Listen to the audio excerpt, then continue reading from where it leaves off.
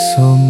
លំមើលមកអូនក្នុងរាត្រីដ៏ស្ងប់ស្ងាត់ក្តីបារម្ភរលាយបាត់ជំនួសដោយភាពសុខសាន្តអរគុណវាសនាដែលនាំអូនមកជិតប្រាណបង្កើតជាគ្រួសារបានរស់ក្បែរគ្នាលោកស្រី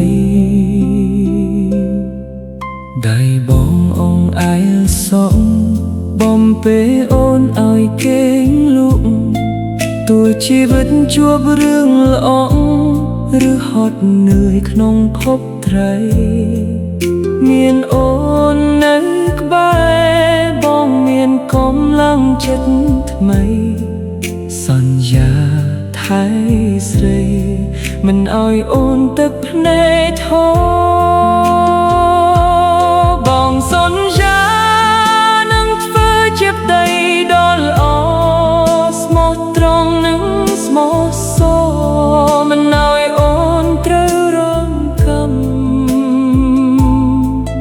ទោះបីជាថ្ងៃមុខជួបទុក្ខឬរឿងប្រេះស្រាំបងនៅតែចងចាំ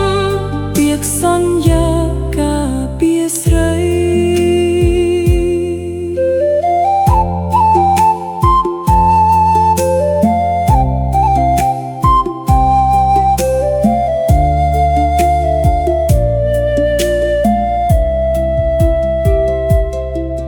ខំប្រឹងធ្វើការងាររកលុយកាក់មកទុកដាក់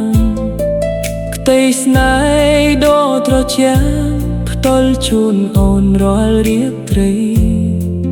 មិនដើរលេងពាលាមិនធ្វើឲ្យអូនសៅមងឡើយណាស្រីរស់ជាផ្ទៃស្រឡាញ់ស្រីមួយជីវិតឥត